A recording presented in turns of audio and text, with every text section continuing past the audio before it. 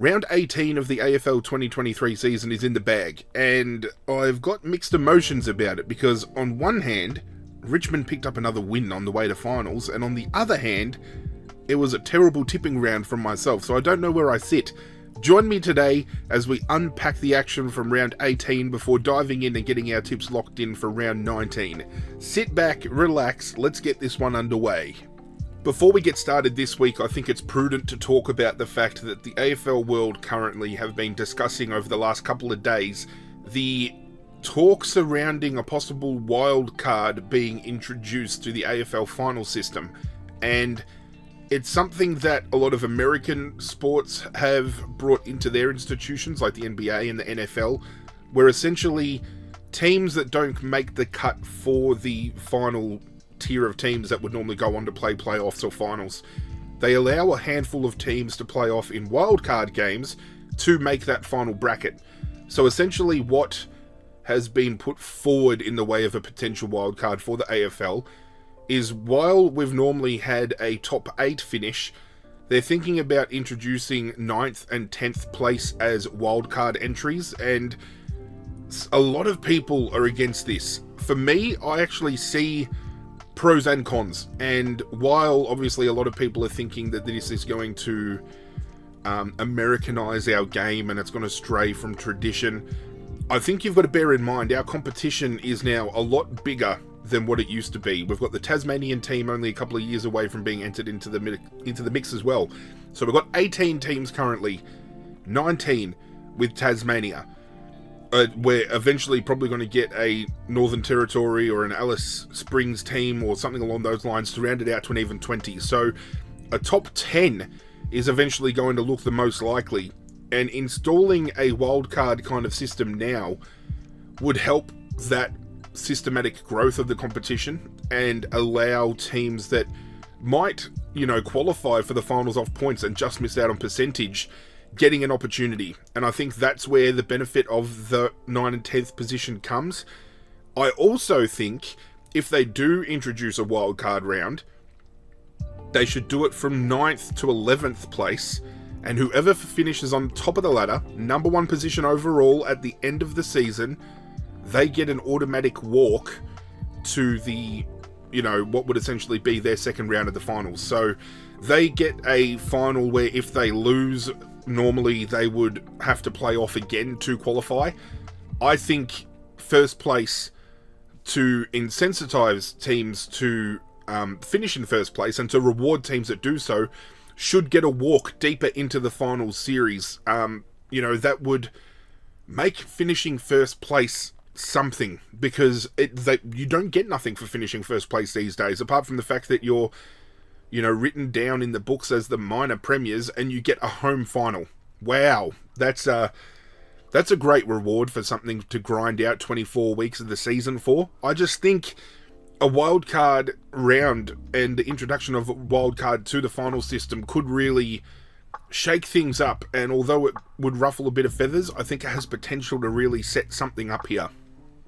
Round 18 kicked off at the SCG, Sydney taking on the Bulldogs, and I backed the Bulldogs in a close contest and they ended up losing by 2 points. And this game was not without controversy, and over the last few years, all the way back to their premiership year even, the Bulldogs have been notoriously known for getting the better rub of umpiring decisions overall. And when it comes to the free kick differentials, we've seen Bulldogs being one of the teams on the positive side, and on the bigger side of the positive side, like plus 30, plus 40, plus 50.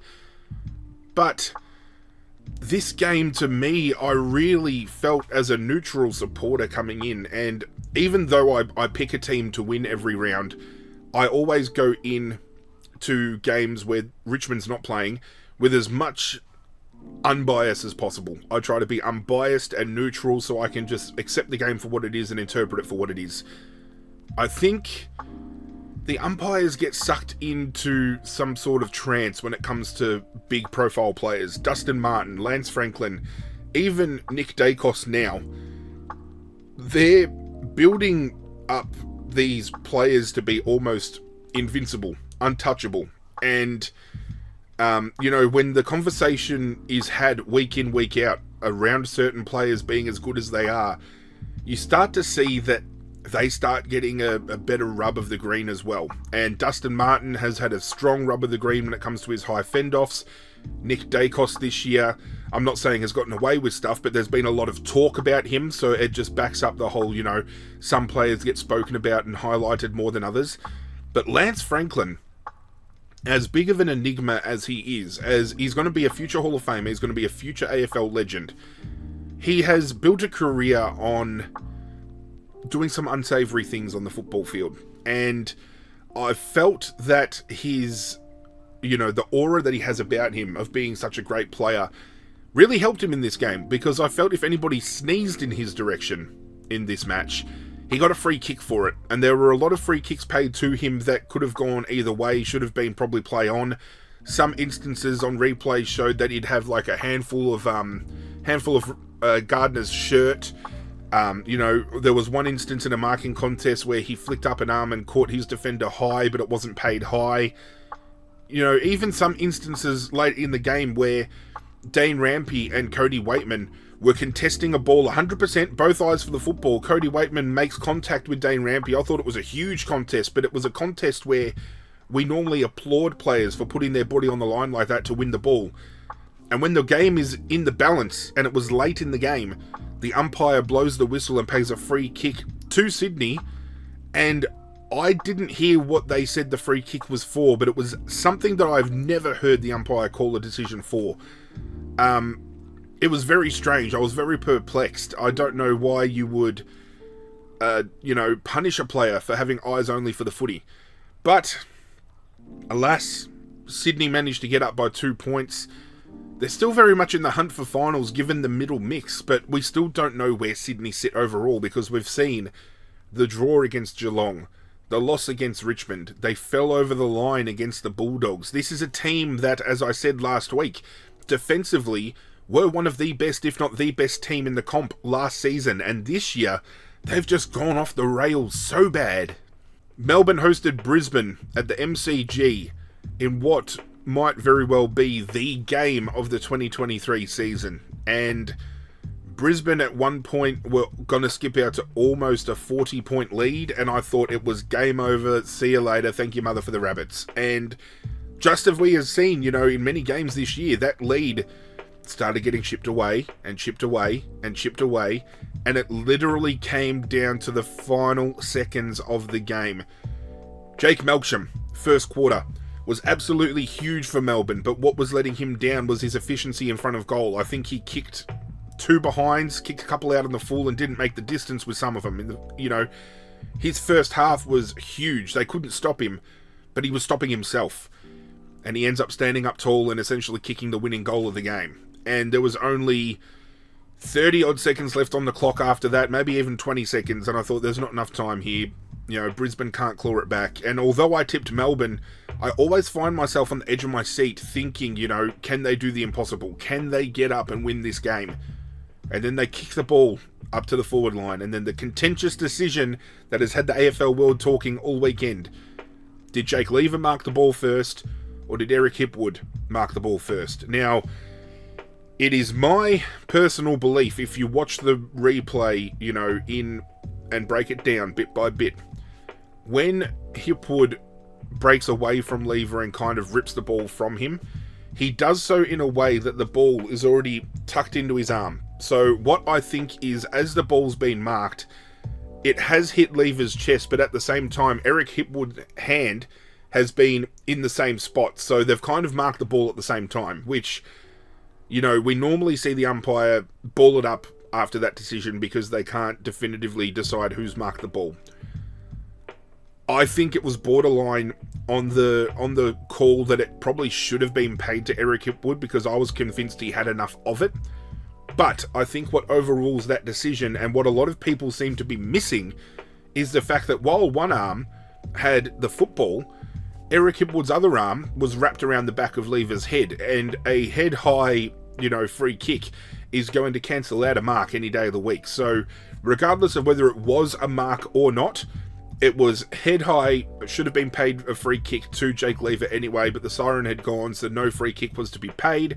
Melbourne win the game by a point, and, you know, this loss for Melbourne would have had huge ramifications because Geelong is starting to making a charge now, and Geelong can still very much finish in the top 4, even with Melbourne winning this game. So Melbourne securing the win here did themselves a favour for at least a week. Brisbane, on the other hand, even though they lost by a point, they showed us something. They showed us in this game that they are capable of playing a good brand of football at the MCG, and this is a ground where historically they have performed incredibly bad. I think their latest run at the MCG is 1-10, I think, and that one, ironically, was against Melbourne. So, you know, they've got belief in them. They've got the talent on paper. As I said, if ever a Brisbane team over the last few years was going to win a premiership, the team they have right now is the team to do it. They need to start believing in themselves, because I still think they can cause a little bit of damage once they get that momentum rolling. Can they bring back to the MCG what we saw last weekend? Who knows? But if they do, watch out come September. Collingwood hosted Fremantle. What more can I say about this game, really? It was a blowout. I said this was going to be a comfortable 7-8 goal win, and they got it done. And this was a game where they had Tom Mitchell as a sub, and they had the luxury of doing so. Steele Sidebottom comes back into the team. I didn't think he'd come back this year because I thought the knee injury he did earlier in the year was that bad, but it was great to see him back again. Unfortunate for Fremantle, I think their season is now officially derailed. We've said it a couple of times that, you know, Fremantle can probably mark themselves off of the hunt now. Sean Darcy going down with injury, though, and missing a few weeks is going to hurt them big time, because as good as Luke Jackson can be, he is still not a primary ruckman. He's not a solo ruckman. So Fremantle are going to find themselves back in a space where they're going to be struggling, you know, in that department for a little while. And on the flip side of things, Collingwood just continue to find ways to win, and they're now introducing bigger and better players back into the mix. As I said, Steele Sidebottom back in. Dan McStay comes back in for one of his essentially first games of the year, considering he's had a rough run at Collingwood this year. They've still got other players to come back into the mix. They're looking the goods. They really are. They don't just have a team to set themselves up to win this year. They have a team to put themselves amongst discussions of modern day dynasties. You know, they talk about Hawthorn, they talk about Geelong, they talk about Richmond and their recent, you know, run and the dynasty they've created. I really think Collingwood's not only opened the door, but they've kicked the door down to start the dynasty of their own. Gold Coast hosted St Kilda at Heritage Bank Stadium. I made 2 decisions wrong with my tip here. The first was having belief that St Kilda could get the job done. The second was backing against a team that had an interim coach take over. And only, you know, Andrew McQualter, to my knowledge, is, you know, he had a rough run against Port Adelaide in his first game as coach, but Richmond only just fell short. But apart from that, normally every other coach that takes over in the interim in their very first game picks up a win, and he did it. He did it. Kingy got up and got the job done for the Gold Coast, and it made me really feel bad for Stuart Dew, because let's face it, there was no way in their right minds the board at Gold Coast would have thought Port Adelaide and Collingwood were winnable games. If you have a look at how both those teams were tracking versus how the Gold Coast have been tracking, if they thought they could win those games, they're overestimating their abilities. A man's got to know his limitations, and I think sacking Stuart Dew off the back of those 2 losses was incredibly harsh, and the fact that the Gold Coast have now come out and won as convincingly as they did and played the brand as fluent as they did, I think they should have let Stuart Dew see the season out. I really do. I think if he had dropped games against teams like St Kilda or other teams that are in the mix around them that they had, you know, a good chance of winning, had they have dropped those games, yeah, kick him out, do whatever you want, but I still feel he was done dirty. They did bad by him, and winning this game, surprisingly, the Gold Coast still in the hunt for a finals berth for the first time in their, you know, longevity in the club. St Kilda, still managing to stay within the top 6 even though they lost this game. But will this be the downward spiral we see for St Kilda, because they don't have Max King, they don't have Tim Membry to replace Max King, they don't have Seb Ross. You know, they did bring a couple of players in this week, but the players they lost the week before I think play bigger roles. It's going to be tough. It's going to be tough, and this is going to show the mettle of both teams here on different sides of the scope. Do the Gold Coast have enough in the tank to keep rising to the occasion? Do St Kilda have enough to keep momentum on their side and to remain in the top 8, or are they going to drop out? It's going to be an interesting watch for these two teams, that's for sure. Carlton hosted Port Adelaide at Marvel. This was a game that I originally tipped Port Adelaide to win, and was a game I should have changed my tips on. Again, I make my tips before teams are even announced. Port Adelaide had 8 changes in this game, and a lot of them were to key components that helped the Port Adelaide cogs keep turning. I didn't think, however, this would make Port Adelaide a 50-point worse side. You got to take into effect here, Carlton beat Port Adelaide, who were on a 13-game win streak, by 50 points with no Harry Mackay. And this speaks volumes about a point I've been bringing up about the Carlton forward line all season. I've said it almost every video I've touched on it. I feel Carlton's forward line cannot function with both Harry Mackay and Charlie Curnow within the forward 50. They always get in the way of each other. They always try to take each other's marks. And it kind of speaks volumes to the fact that unfortunately Harry Mackay goes down with a hamstring. He's going to miss the next 6 to 8 weeks. So essentially Carlton will need to play finals in 2023 to see Harry Mackay come back onto the field. But without him in the team, it allowed more fluid momentum for Charlie Curnow, for Jack Silvani, for Jesse Motlop.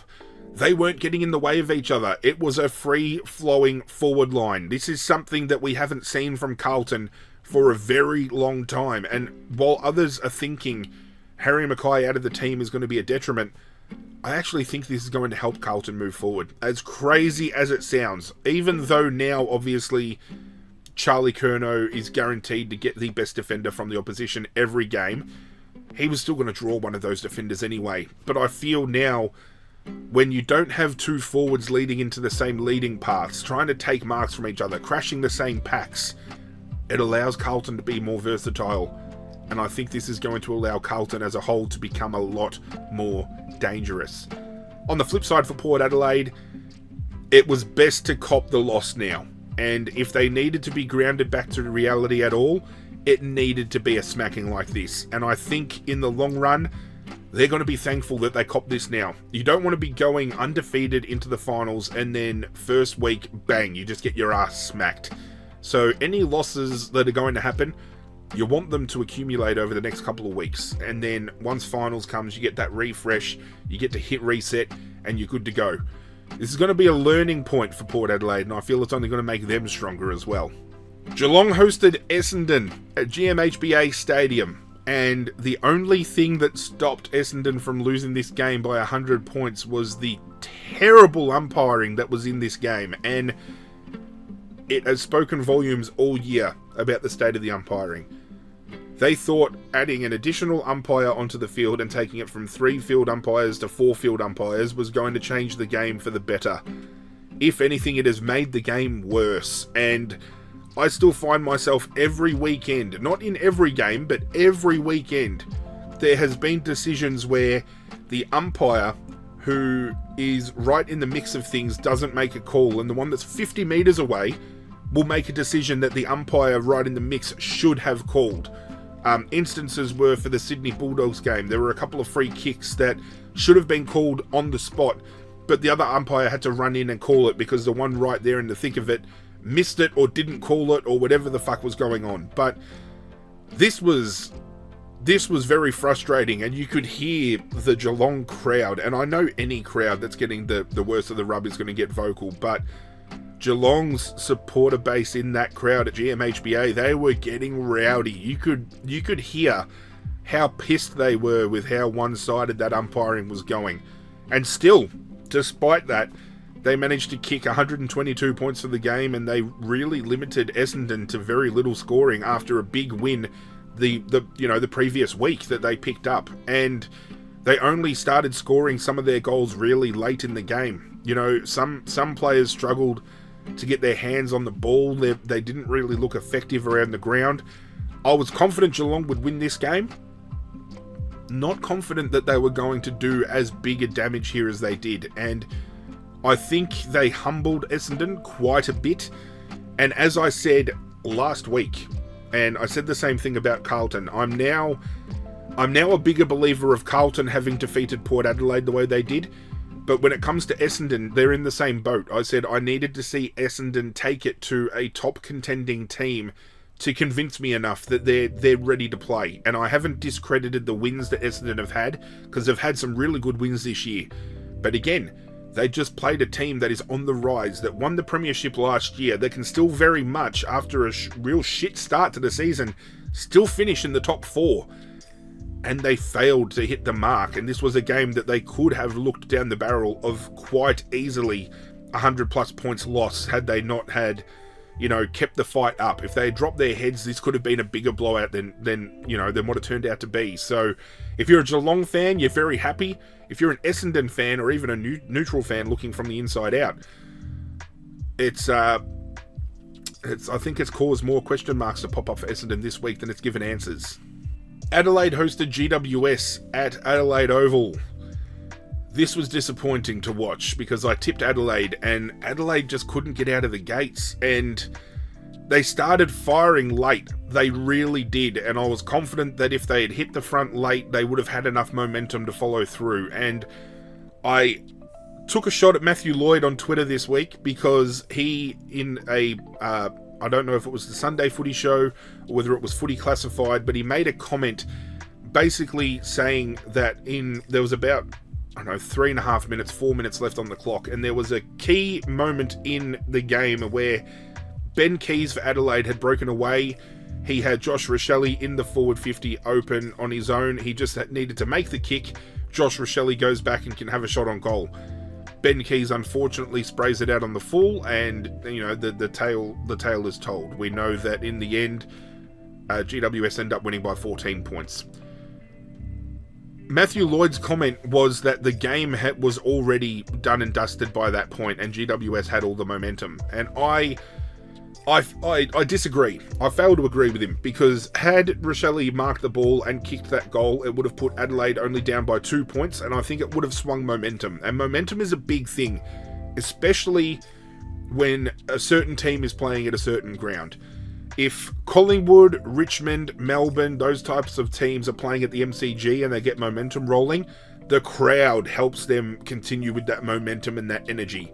Similar with Port Adelaide, similar with Adelaide at Adelaide Oval, similar with Brisbane up at the Gabba, similar with Sydney at the SCG, Geelong at GMHBA, even Fremantle and West Coast up at Optus Stadium. When the home teams get their crowd behind them, it can be so uplifting for that team, but it can also start getting in the heads of the opposition. And I feel Adelaide, if they had kicked that goal late, could have been in the game. But GWS, they're finding a way to hold on. And again, another team that could very much play finals this year. I predicted GWS to finish in the bottom 4.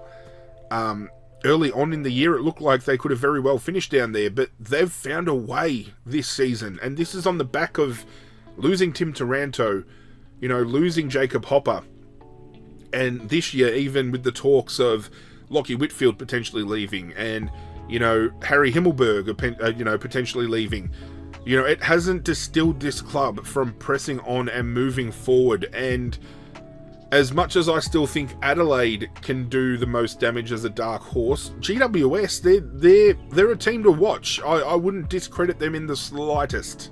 North Melbourne hosted Hawthorn at Marvel Stadium, and Hawthorn managed to get the job done. This was a real 50-50 game. As I said, coming into this past round gone, this was a game where both teams would have come in with full confidence that they could have and would have won that game. both teams gave everything, but it was just the class of Hawthorn that we have seen, get the best of teams like St Kilda and Brisbane this year that managed to come through and not only win, but put the foot down and end up winning by 48 points. And, it still kind of rings alarm bells to me, because now the conversation is around the fact that should North Melbourne get another priority pick? And I think priority picks are thrown around way too much. And I think at this point in time, North Melbourne aren't in a position where they need one. And I truly believe that, because the key core of the young group they've got is incredibly talented. They don't have players, wanting to leave that club. We've had players over the last few years, re-sign and commit to this club.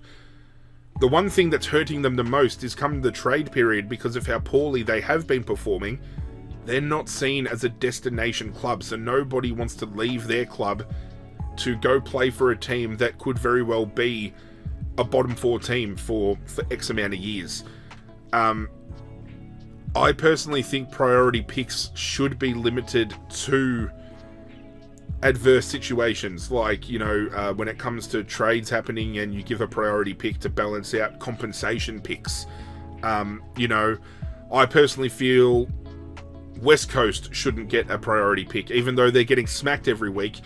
They're getting beaten because of injury. They're not getting beaten because of the lack of talent. And if it was an instance where the team was severely lacking in talent, I would say, yeah, give them a pick. If they do the same thing maybe that they said for North Melbourne in a previous year, I think they gave them a priority pick and told them that pick must be used to trade a player into the club. If they do that with priority picks from now on as a rule, I think that is something I can get behind, and I think that is something they need to implement, because teams like West Coast, teams like North Melbourne, yeah, then give them the priority pick and then let them shoot that pick off to another club to bring an established player in to help them out. I think that is the best course of action with a priority pick. Unfortunately, the news gets worse for North Melbourne. There's now talk around the fact that Alistair Clarkson might actually not return at all for 2023. My personal belief, he should sit the rest of the year out, let Brett Ratton do his job, and he just comes back fresh for a new, season, 2024. Kick it off fresh. Make sure all the demons that he's dealing with mentally are just drained out of the system. And the final game of the round was West Coast hosting Richmond at Optus Stadium, and I was hoping Richmond would get a 10-plus goal win here because we needed the percentage boost. We managed to get the win by 38 points. At this point in the season, beggars can't be choosers. Take the 4 points, lock it up, and we move on. And, we do have a worse percentage than most that are around the mix, but we're still in the hunt. And that excites me as a Richmond fan, because this is a team that have notoriously been the underdog in our earlier, years. In 2017, we were still very much the underdog when we made our run. And then after that, it was Richmond being the favourites. So I like the underdog Richmond, because everybody writes us off and we still managed to find a way. Dustin Martin avoided suspension, which I think is pretty straightforward. Give him a fine, that's it. West Coast, on the other hand, they fucking suffer again. Ruben Jinby does his hamstring. I don't know how bad it is, but another player goes down to a soft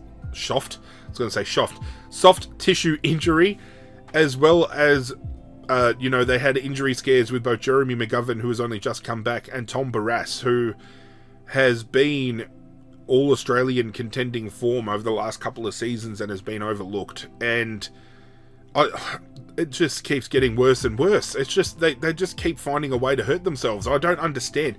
There has to be an inquiry to their fitness and, their management routines, because soft tissue injuries, yes, they happen, but to happen at the level that they have for West Coast over the last couple of years is something that needs to be seen to be believed, because fucking hell, I just can't get my head around how bad of a run they are having. Oh, and if I didn't establish how happy I was at Richmond won, I was kind of like this. Go the Tigers. So unfortunately, after a few weeks of having some good tipping rounds, I only tipped 5 out of 9. It was very average. The most tipped correctly for this round was 7 out of 9. So congratulations must go to ArghGodzirra 303, 90, Pommy Tiger, Saintly 12, Gramercy Riff 78, Benny Craig, and Team Wiggles for all tipping 7 out of 9. So congratulations to you all. As for the overall shape of the competition, we've got some movement going down. On top of the leaderboard, on 109 total tips, we have Saintly 12 in the lead. In second place, we have Macca 0303. Tied for third, we have Benny Craig and Team Wiggles. We have Freo 90 in fourth. Good to see Courtney rising up the ranks, somebody who has done incredibly well over the last couple of years in my competitions. In tie for fifth, we have Rockstar Pool 69 and Maj Tigers 77, both very good friends of mine. We then have Matt Lamb and Vincey Boy tied for sixth. And then we have O'Eary 891 and Gramercy Riff 78 in 7th place with 103. I'm currently tied with Magpie Army 2016 and Iden Cash on 102. Now that puts me 7 tips behind the lead, and I don't think I'm going to make up that gap. But it only puts me 2 tips behind the top, well actually 1 tip even, behind getting back into the top 10. So for now, that's just my push. I was thinking top 3. Let's just get more realistic. Top 10 finish for Zirra this year would be a very good fucking finish. And there's a couple of games this week that I think could not only give myself an upper hand, but I think could change the balance of the ladder overall. No Thursday night football this weekend, which is upsetting because I love Thursday night footy. But Friday night at Marvel Stadium, we have Essendon taking on the Bulldogs. I think the Bulldogs are going to win this game, and I think they're going to do so by 20 points. Just seeing the way Geelong opened Essendon up, I feel the Bulldogs can expose that as well. You know, Tom Liberatore, Marcus Bontempelli, the likes going through the midfield, I think they can get off the chain. Tim English is going to have another huge game in the middle, and I think that's going to be a deciding factor as well. Given the fact that we've seen, you know, I think Phillips does come back from suspension this week, but I still think he is not the calibre of ruckman to be able to compete with English. And Jamara Ugle-Hagan might have had a very, you know, low game in way of scoring last week, but he's still showing he can compete, and his set of hands is so good, and I think he can expose someone like a Brandon Zirk Thatcher, you know, or a Jordan Ridley. And, you know, that allows then Aaron Norton to get off the chain as well. I think around the ground, they have a more impressive outfit. The one thing that I think could be detrimental to the Bulldogs is the fact that they do have some key outs defensively. And I don't think if they can't correct some of those holes, Essendon could capitalise. But it's all about getting the ball down there. And if the Bulldogs midfield can keep winning the contest, Essendon might struggle to get their hands on it. And I think the Bulldogs are going to win this one, as I said, quite comfortably, 20 points. Saturday afternoon at the MCG, my boys taking on Hawthorn. I'm backing Richmond, but don't discredit Hawthorn here at all. My dad has already come out and said that if Richmond come out and play the way they did against West Coast this week, Hawthorn will smack them. And I tend to agree. But I think on the back of the last couple of wins we've had, this is a game where we only, you know, don't need to win, but we need to try to find percentage somewhere, and I'm hoping this is the game we do so. Marvel Stadium, Carlton, West Coast, all but a formality. Carlton here quite comfortably. It could get really fucking ugly as well, especially given the fact that they beat Port Adelaide by 50. I think this is like a 60, 70, 80, 100 point win. But wouldn't it be the most Carlton thing to do than to win by 50 points against Port Adelaide and then lose to West Coast the following week? But back-to-back at Marvel, they played well there last week. I think they take that momentum on. They win this one very convincingly. At the Gabba, we have Brisbane taking on Geelong. I think Brisbane win this one. Geelong are on the march, but Brisbane have been flat track bullying at Brisbane. And, you know, as much as Geelong are contending, Brisbane have been very hard to knock off there, and I don't think anyone will knock them off there. Optus Stadium, Fremantle taking on Sydney. Oh, I'm going to back Sydney to win this one. I'm not convinced with Fremantle, and I've locked in Fremantle a couple of times this year. They've let me down, and I think seeing how Sydney moved the ball and how they were able to go against the Bulldogs, now knowing that Sean Darcy's out of that ruck line for Fremantle, huge out for them, and I think Sydney are going to capitalise. At Adelaide Oval, we have arguably what could be game of the year. and this game has been sold out for weeks. Port Adelaide taking on Collingwood, and I'm backing Collingwood to defeat Port Adelaide in Adelaide. Now, I don't know whether all those players last week were rested or injured and all come back this week fit and firing. I don't know whether that's a tactic Ken Hinkley was trying to pull over our eyes, but out of the two teams, Collingwood are having the better run, and I can't tip against them. I really can't, even though this is in Adelaide. Manuka Oval, Sunday afternoon, GWS taking on the Gold Coast. I think it's all but a formality here. Two clubs, and the question was posed last week, does GWS play finals again, or do the Gold Coast play their first finals? What happens first? And I think GWS play their another set of finals again before Gold Coast even make it there. This is a game that they win to further push their case. Melbourne Adelaide at the MCG. I think Melbourne win this one, further locking away a top 4 finish. Adelaide need to pick up the scalp here if they're any chance of pushing for the top 8. And to round out round 19, we have St Kilda taking on North Melbourne at Marvel, and I'm backing St Kilda to get the job done. So having a look, I've gone with the Bulldogs, Richmond, Carlton, Brisbane, Sydney, Collingwood, GWS, Melbourne, and St Kilda. Thank you for joining me for another video today. Hope you guys enjoyed. If you did, do myself a favour and hit that like button down below. Be sure to hit that subscribe button if you are new around here, and hit that notification bell before you leave so you get notified whenever I upload. But that's it from me, guys. I'm out of here. Good luck to your teams this weekend, and as always, I will catch you guys next time.